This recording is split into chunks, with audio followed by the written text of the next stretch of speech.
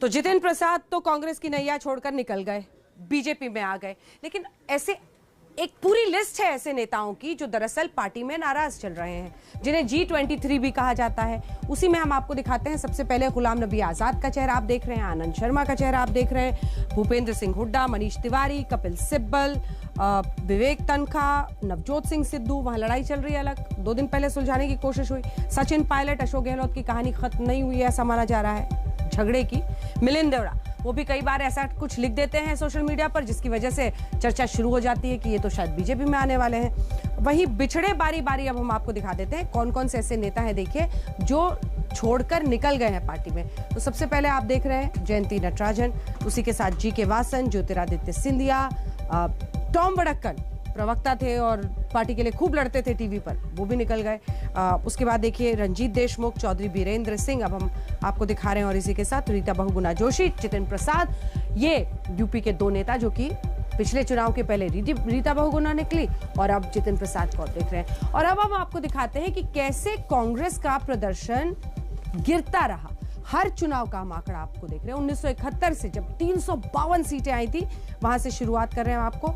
उसके बाद से 1977 का हम आपको दिखाते हैं कि क्या 154 पर आप फिसले थे, नैया यहां पर कैसे नीचे आई। उसके बाद हम आपको दिखा रहे हैं 1980 353 सीटों पर गए, फिर 1984 में 414 पर गए।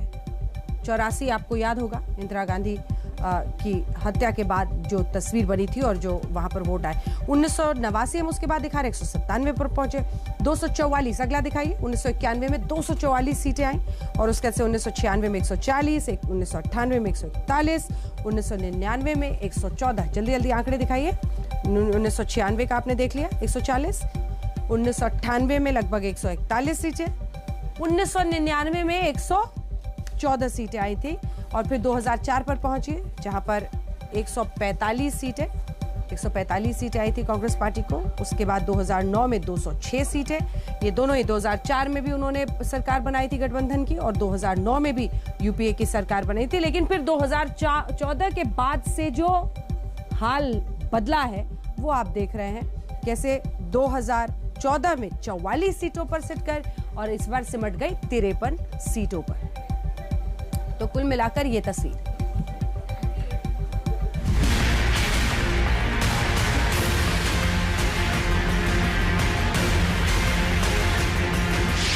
कांग्रेस के बागी बीजेपी के साथी,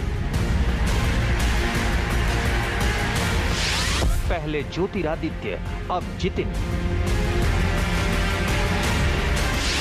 कांग्रेस पे अगला नंबर किसका?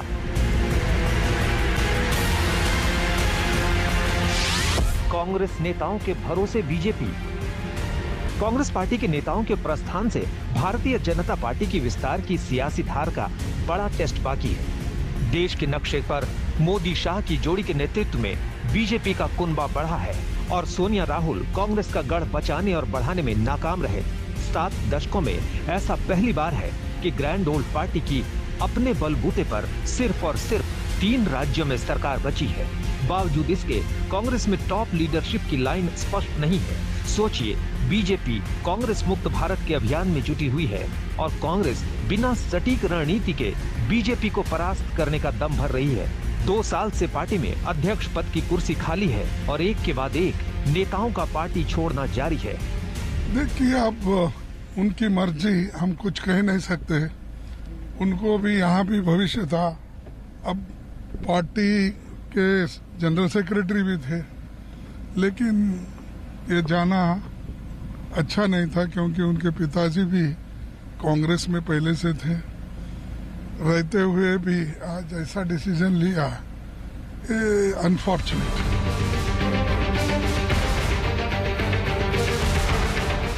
बीते साल कांग्रेस को बड़ा झटका लगा था जब ज्योतिरादित्य सिंधिया ने बीजेपी का दामन थाम लिया था।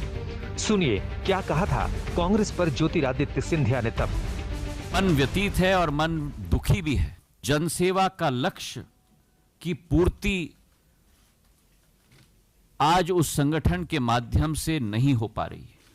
वर्तमान में जो स्थिति कांग्रेस पार्टी में है वो कांग्रेस पार्टी आज नहीं रही जो पहले थी।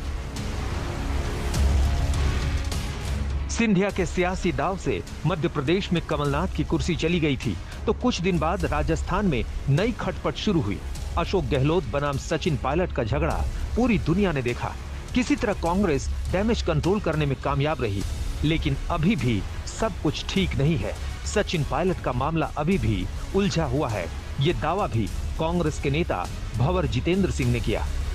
मेरे ख्याल से सचिन पायलट साहब नहीं मानने की तो कोई बात ही नहीं है। जो भी कोई बात हुई होगी हाईकमांड से या जो इंचार्ज जनरल सेक्रेटरी से जो भी है, उनको पूरा जरूर, जो अगर कोई बात हुई है तो उसको जरूर पूरा भी करना चाहिए, उसके लिए बात नहीं है। और मेरे ख्याल से उनने वो बात उठाई है तो उसके अंदर कोई बुरे मानने की बात नहीं है कि कोई बात है तो उनको पूरा नहीं करी है तो वो बात उठा सकते हैं। क्या सचिन पायलट भी ज्योतिरादित्य की राह पर चलेंगे? ऐसे सवाल सियासी गलियारे में गर्म है। तो पंजाब में भी नवजोत सिंह सिद्धू बनाम अमरिंदर सिंह का झगड़ा दिल्ली तक पहुंच चुका है। हमारी इनर पार्टी डिस्कशंस हैं and I don't propose to share it with you. Number one जो है ये बिकॉज हमारी 6 महीने के अंदर इलेक्शनें आ रही हैं एंड दिस इज इंट्रोस्पेक्शन जो हम अपनी पार्टी में करते हैं और वो ही किया है हमने।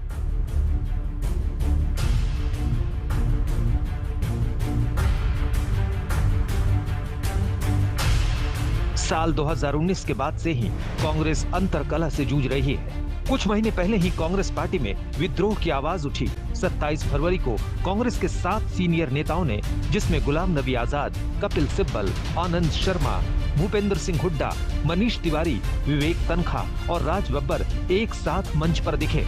जम्मू में शक्ति प्रदर्शन के साथ ऐलान किया कि पार्टी कमजोर हो रही है, वो इसे मजबूत बनाने के लिए साथ आए हैं। पार्टी के अंदर सब कुछ ठीक नहीं है, क्योंकि बुजुर्ग से लेकर युवा तक कई बड़े नेता पार्टी से नाराज बताए जाते हैं। कांग्रेस संगठन में बदलाव की आवाज बीते साल पार्टी के 23 नेताओं ने सोनिया गांधी को चिट्ठी लिखकर उठाई थी, फिर भी कुछ नहीं बदला। यानी पार्टी बदहाल है। जमीन पर उसके पास ना वर्कर्स बचे हैं और ना धुरंधर नेता पार्टी के फैसलों से खुश हैं। तो क्या एक जमाने में जो ब्रांड गांधी कांग्रेस को जोड़ कर रखता था, अब वैसा करिश्मा गांधी परिवार के नेतृत्व में नहीं है, या फिर राजनीति में सुचिता और संस्कारों के मायने बदल गए हैं? आज तक ब्यूरो।